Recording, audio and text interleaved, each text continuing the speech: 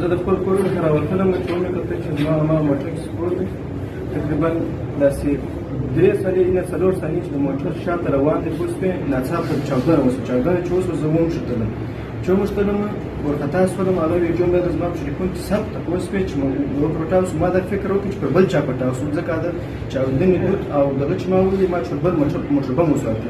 کله چې ورغلم چې وګورم زما هماغه په ورونه کې لک بک پروت دی او دغه یې واخلم د معلومېږي